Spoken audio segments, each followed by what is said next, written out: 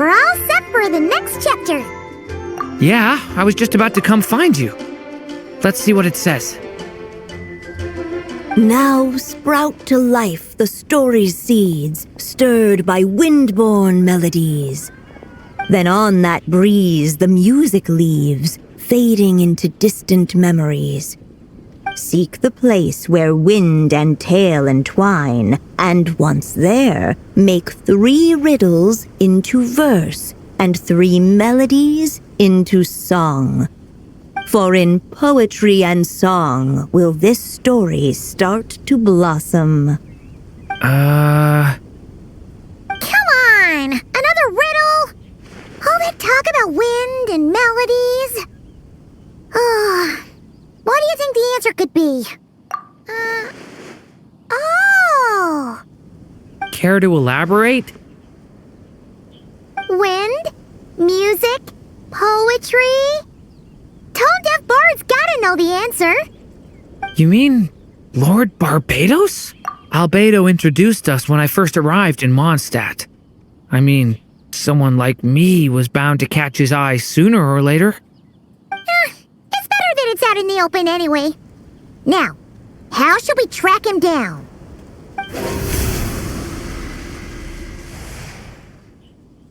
I'm pretty sure he's already caught wind of what's going on here.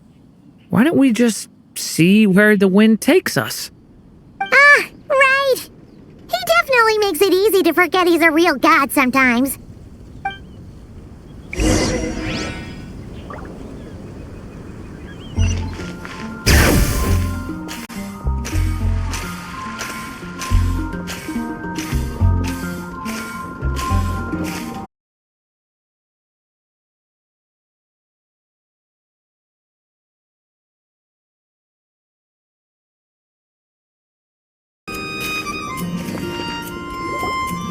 Traveler, Paimon! What a sight for sore eyes!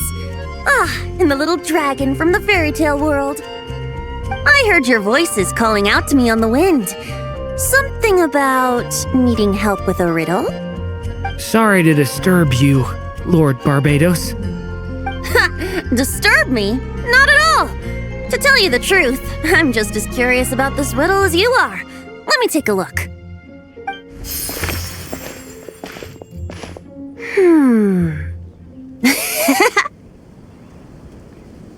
What is it? Did you figure out the answer? 3 riddles and 3 melodies. That sure takes me back. The answer you seek lies hidden in memory. Looks like running to Tone-Deaf Bard was the right call after all. Long ago, those mages came to Mondstadt, seeking to test their strength against mine. But I replied, let us make music, not war, and resolve our conflicts through song. So I strummed my lyre and sang them this verse. Oh wind, welcome now, my guests. Pass through verdant leaves unseen, where shape your formless self may take, and offer up a graceful scene, a fleeting gift for welcome's sake. Leap at the edge of a sea of clouds, where land meets sky and sky meets ground. There frighten off the noisy crowds and bring my guests a calm profound. Fly beneath the stars up high, where mortal noise is swept aside, that my dear guests with starry eyes may share the dreams they hold inside. Now go to where I vowed to keep a quiet spot for them to sleep. No clash, no contest bars the way, just tea and mirth to fill the day. There you have it, the 3 melodies. As for the answers to those 3 riddles, I trust you can guess them by now. The woods, the edge of a cliff, and the sky? Correct! Funnily enough, your mother was also the first to solve it, all that time ago. There must be some kind of special rapport between those who write stories and those who sing them. The woods, a cliff, and the sky. Oh! So that's where it is! I suppose the spot that answer points to is where you're headed next. You should know, after solving my riddle, the mages even accepted my proposal and made that location their official meeting spot. And going by what your book is suggesting, once you found it, you might want to try playing the melody I just shared with you. Guess you can be pretty reliable when it counts, huh, Great Animal Archon?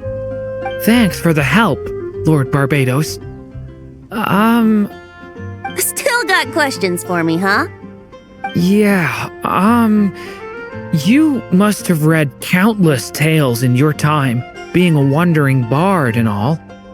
In your experience, why might an author consider a story unfinished? Unfinished?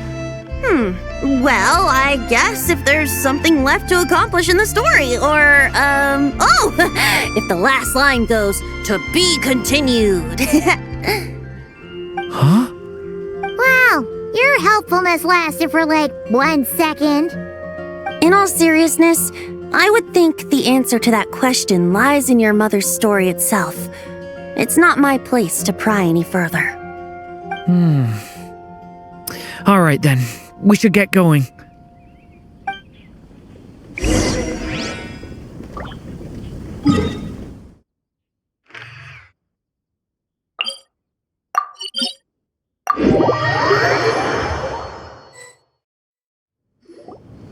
Okay, we're here! Now, we just need to play the 3 melodies, and we should be able to gather the memories for the next chapter, right? A musical performance? Huh. Out of all the things Miss Lisa has taught me, that's the one I'm worst at.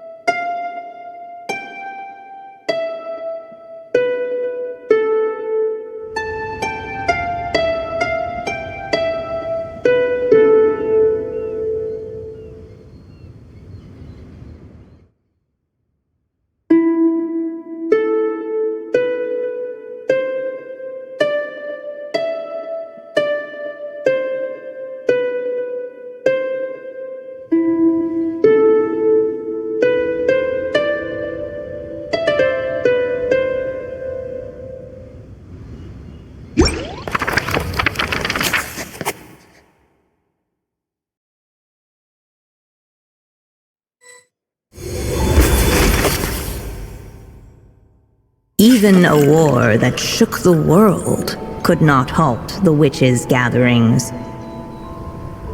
Yet even so, with the passing of time, 3 of their teacups no longer came to be set.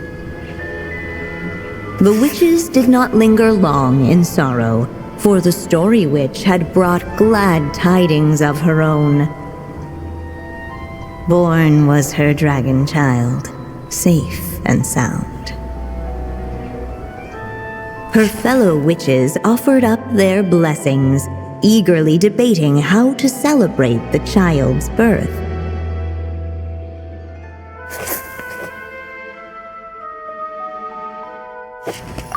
In the end, they settled on the most vibrant balloons they could find. After all, what could be more joyous than the arrival of new life? And so, the witches' gathering turned into a birthday celebration.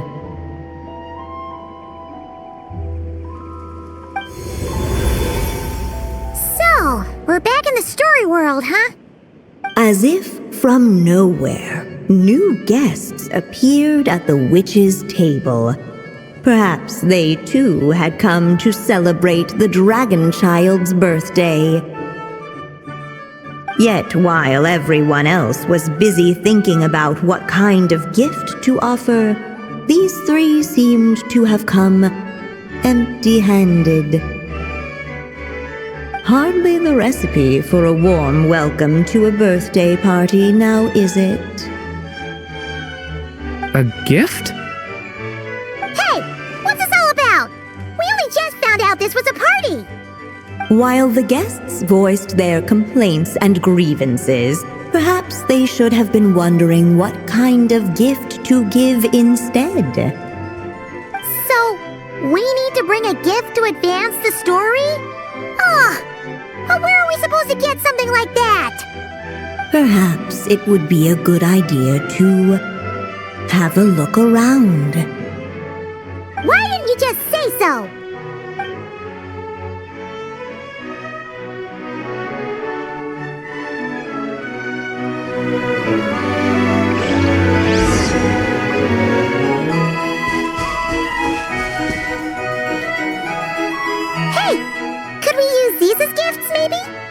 At last, the guests found something to give the dragon child.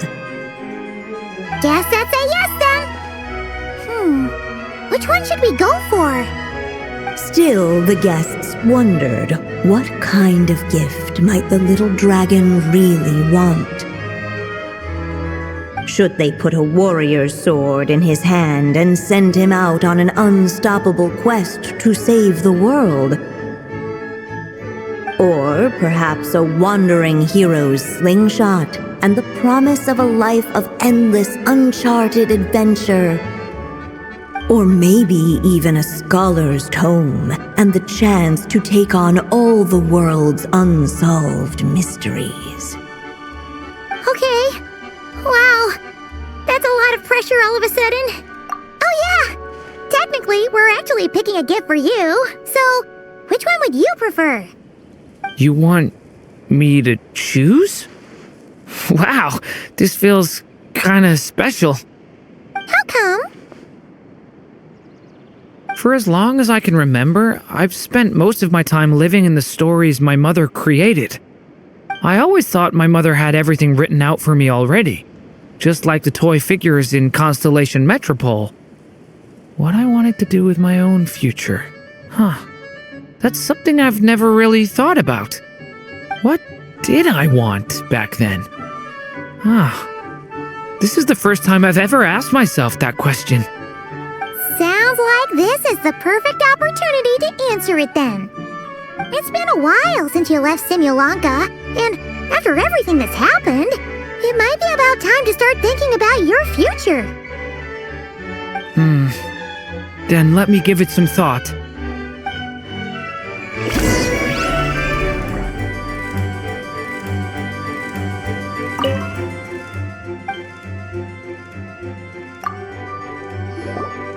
In the end, the guests settled on the Scholar's Tome. So you're the scholarly type, huh? I just feel like I should learn more about the way the world works. What makes you say that? I'll give you an example. Did you know that in Mondstadt, using fire to catch fish is a punishable offense? I thought she was just teaching me regular hunting techniques. It was only after Master Jean caught me and sent me to solitary confinement that I realized I'd misread the situation. So much of what's considered common knowledge in your world just wasn't in Simulanka. So I have to learn, or I'll keep causing trouble for everyone else. Harmon's not sure that counts as common knowledge.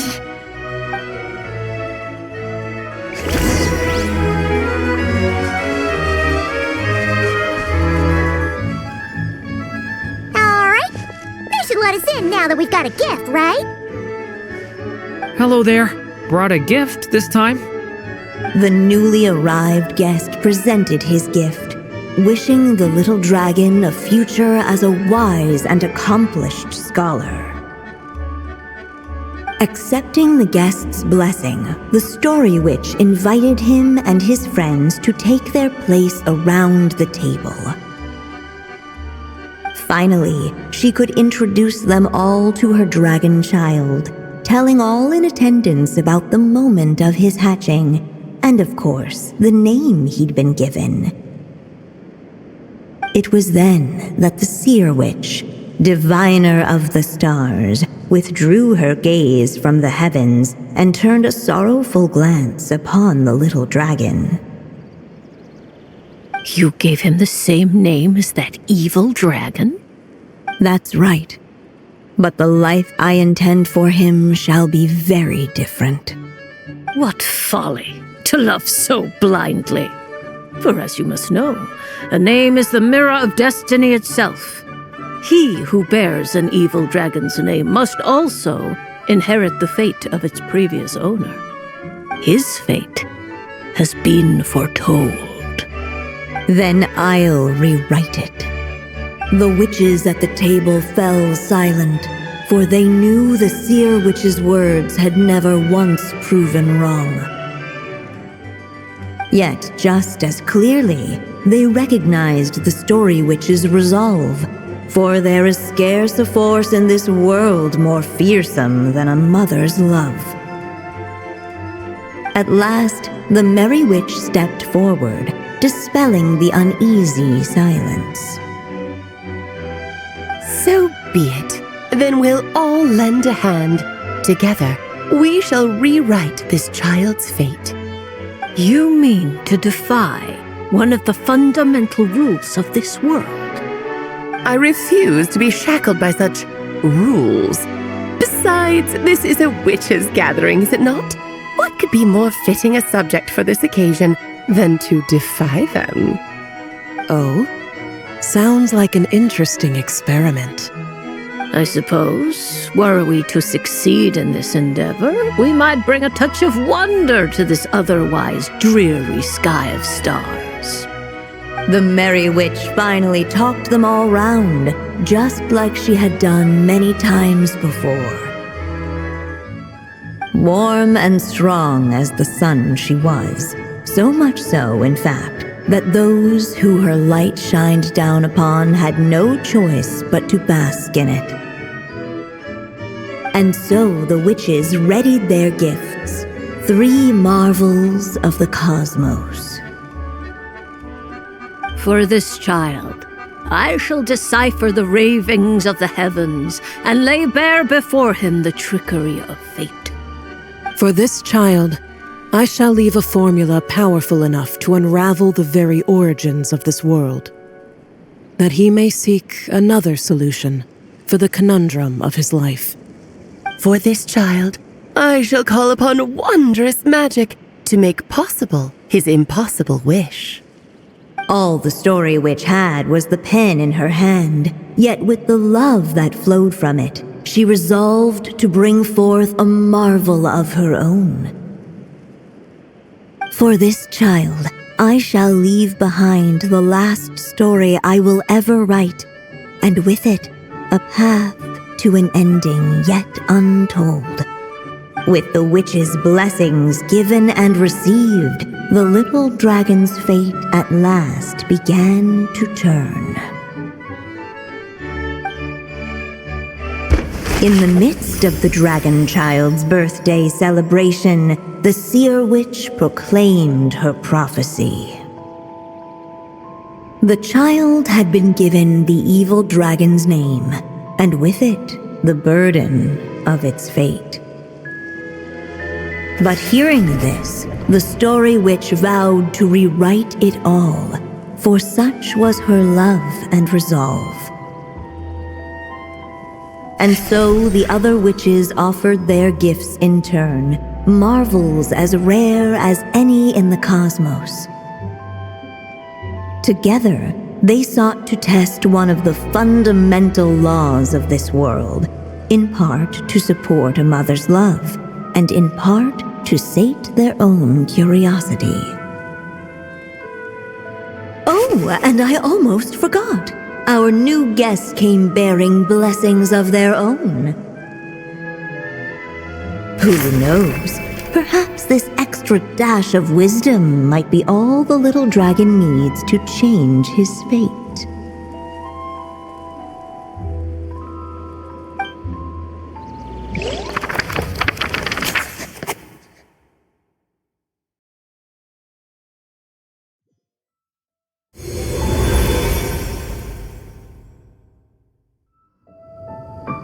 Yep, looks like we've completed this chapter too. Those witches in the story were the mages of the Hexen Circle, right? They sure seem to care a lot about you, Durin. But, Paimon kinda had trouble following their conversation. Just a bunch of mystery, as usual. The evil dragon's fate. Oh, is that what you're worried about? But didn't we already take care of that? Ah, the mages must have had a hand in that, too. Also, I was just thinking, which part of the story are we even meant to be completing?